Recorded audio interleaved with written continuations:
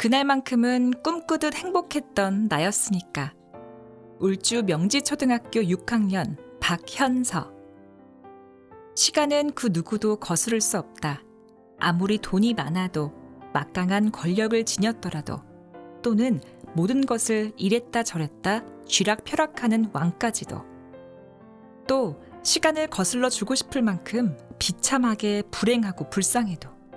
그런데 왜 내가 우주의 법칙을 거스를 만큼 말도 못하게 불쌍했던 걸까? 이제부터 나의 칠흑 같은 어둠 속 살살 희미하게 비춰주었고, 배고픔 속을 달달하고 마음을 녹여주던 초콜릿 같은 한 줄기의 가녀린 빛을 따라서 나의 마음속 꼭꼭 숨겨두었던 믿지 못할 이야기를 꺼내보려 한다. 나는 보통의 초등 6학년의 아이들과 아주 조금 많이 달랐던 아이였을 뿐이다. 평소와 같이 나는 항상 등굣길, 손을 맞잡을 만큼 친한 두 그림자에 묻혀 넓디 넓은 등굣길 골목을 오직 한 그림자만을 내세우며 공허한 길을 지나간다. 친구와 같이 조잘조잘 얘기하며 먹으라고 떡볶이 아주머니가 놓으신 따뜻한 마음이 담긴 그 두 의자는 마치 두 개의 그림자처럼 나를 한없이 작고 마음이 텅 빈 사람으로 만들어 놓는 짜증나는 것들 중 하나였다. 한숨을 푹푹 내쉬며 계단이 꺼질 듯이 교실에 올라가자 까르르 친구들의 웃음소리, 제잘제잘 참새처럼 말을 이어가는 아이들의 목소리가 서서히 커진다. 계단만큼 내려앉은 눈으로 교실 문을 열자 나를 초등학교 인생 6년 동안 괴롭히던 그 지긋지긋하고 굵은 목소리가 나에게 공격하려 든다. 야, 박현수! 아, 진짜! 나랑 어제 PC방 같이 가기로 해놓고 튀는 게 그게 친구냐? 아니 그게... 내가 이번만 용서해주는 거다. 저번에 나한테 빌린 5만 원까지 합해서 10만 원 내놔. 그건 네가 나한테 뺏은 돈 그거를 가져간 거잖아. 어쭈, 이게 진짜 말로는 안 통하네. 퍽! 눈덩이가 뜨겁게 달아오르며 부어오르는 느낌이 들었다.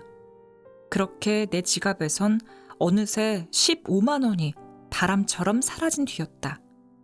그렇다.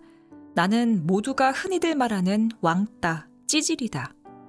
벌써 나를 불쌍하게 여길 거면 그냥 내 이야기를 듣지 마라.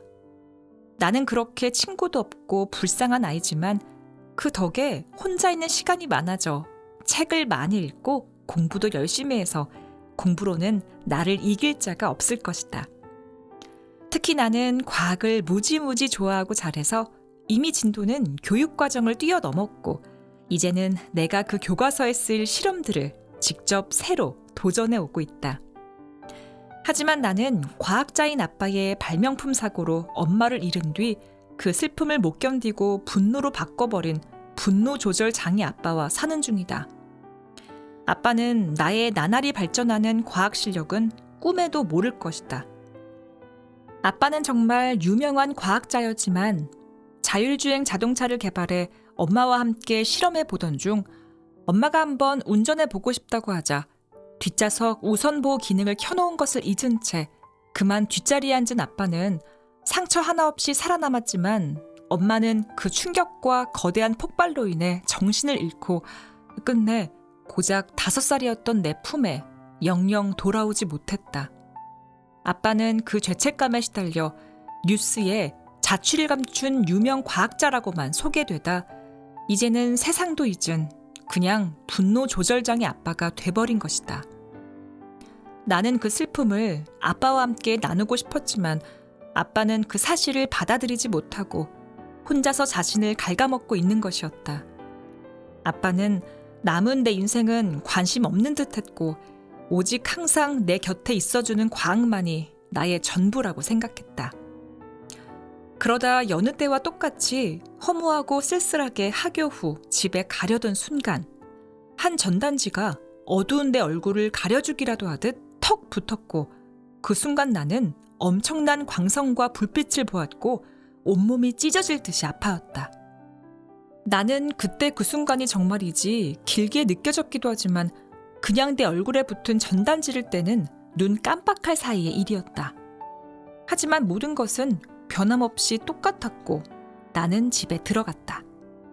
오늘도 고개를 푹 숙이고 길을 걸어서 그런지 오늘은 왠지 땅이 나와 더 가까워 보였다. 집에 들어서자 오늘따라 집에 하하호호 웃는 소리가 들릴 것 같고 분위기가 밝은 게 아닌가? 나는 문을 열자 말을 이어가지 못할 설명이 불가능한 일이 내 눈앞에서 펼쳐지는 것을 보았다. 엄마가 부엌에 있는 게 아닌가? 나는 눈을 꿈뻑꿈뻑 뜨며 그 자리를 벗어나질 못했다. 그때 언제 들어도 벅차오를 목소리가 들렸다. 아들, 밥 먹어. 거기서 뭐하니? 진짜 엄마였다. 엄마? 언제 불러도 어색하지만 따뜻한 그 이름. 아들. 뭐 엄마를 하루 이틀 본 것도 아니고 오늘따라 왜 이래? 엄마? 엄마! 나는 엄마에게 달려가 엄마 품에 안긴 채 엉엉 곡소리 내며 이때까지 참아왔던 걸 전부 토해내었다.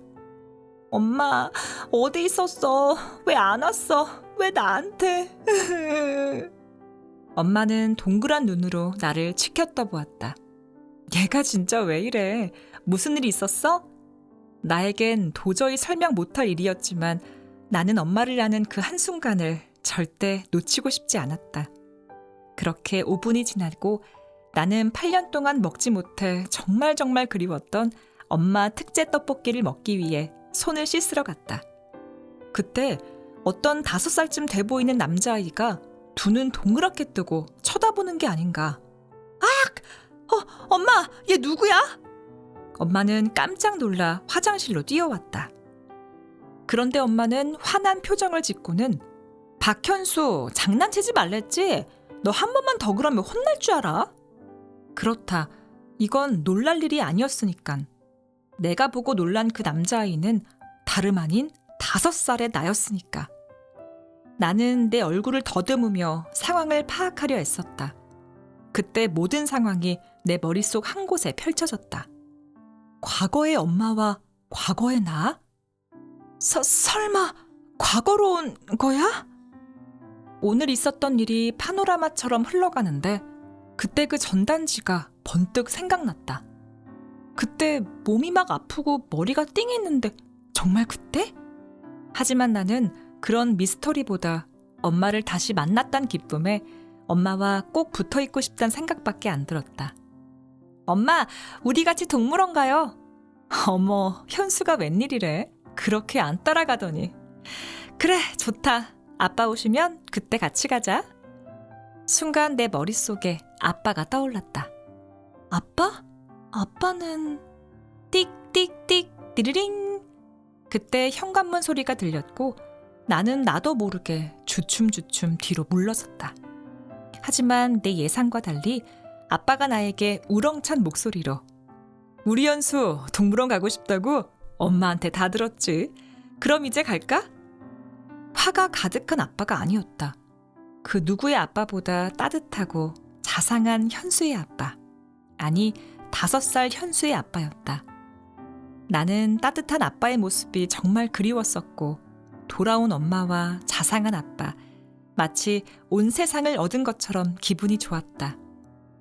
우리 가족은 차를 타고 도란도란 얘기하며 동물원으로 가 어느 때보다 더 즐겁게 나의 진짜 현실은 구름처럼 사라진 듯 잊고 엄마 아빠와 함께하는 시간만을 즐겼다. 목말 태워주는 아빠와 같이 동물원에 가준 엄마. 짧은 시간이었지만 나는 그 여느 때보다 그 둘과 함께함의 행복함을 느꼈다.